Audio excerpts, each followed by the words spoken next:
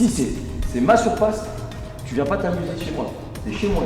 Et donc du coup, toc, on revient, on a sorti le ballon et après, hop, on joue à notre balle. Le stage a duré 3 jours, on l'a divisé en 3 parties, donc on a réparti par catégorie d'âge.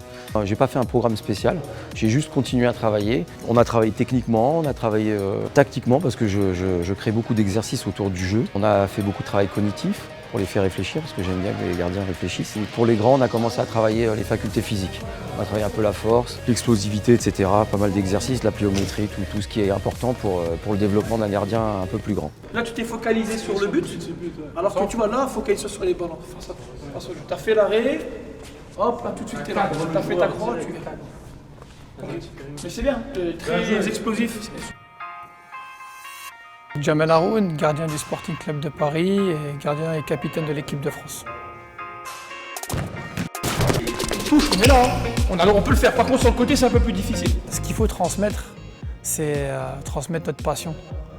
Aujourd'hui, nous, on n'a pas eu cette chance d'avoir des entraîneurs de gardiens, des spécifiques. Moi, quand j'ai commencé maintenant, ça fait 17 ans.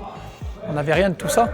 Et aujourd'hui, si on veut que ce poste-là, qui est encore un petit peu lésé en France, puisse évoluer, c'est à nous, en tout cas moi, à mon âge aujourd'hui, en tant qu'ancien de la discipline et du poste, de transmettre les bonnes valeurs, l'importance du poste et surtout ce qu'on a besoin pour pouvoir évoluer à ce poste-là. Ils ne sont pas bien positionnés, ils ne prennent pas beaucoup de place.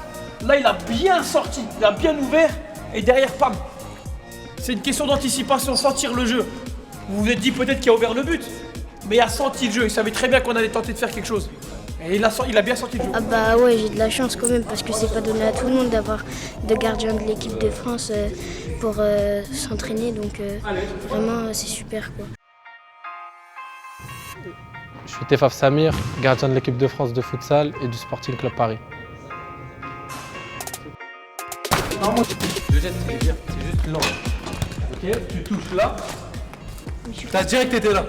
Là je touche, je viens, là je l'aurais eu, regarde dessus. Là, je l'aurai, ok? C'est quelque chose d'extraordinaire de mettre des stages comme ça pendant les vacances aux petits, même précisément les gardiens de futsal. Franchement, c'est quelque chose d'énorme parce qu'il n'y a pas beaucoup de clubs qui le font. Et je pense s'ils le font maintenant, c'est voilà, qu'ils sont en avance, qu'ils ont une petite avance et qu'ils vont aller super loin, notamment avec l'académie et même les autres catégories. On a fait 3 jours des bons exercices, surtout on a travaillé nos lancers de jambes, nos croix et nos plongeons. Là, on est un peu stressé parce qu'on a 2 joueurs de l'équipe de France et de Sporting, du coup c'est compliqué. Bah, c'est vrai que là, avec les professionnels, c'est un peu stressant. Mais sinon, c'est bien parce que ça nous fait travailler et on s'améliore et c'est ce qu'on veut, nous.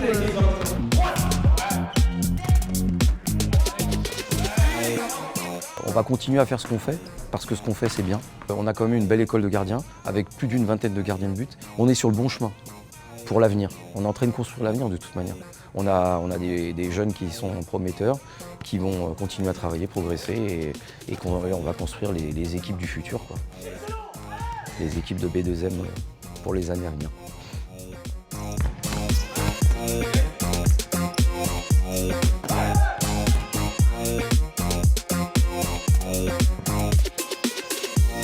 Vous avez une chance inouïe aujourd'hui d'avoir des entraîneurs de gardiens, chose qu'on n'a pas eu par le passé, nous.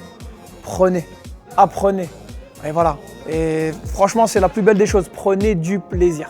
C'est le plus important. Le futsal, c'est du plaisir aussi.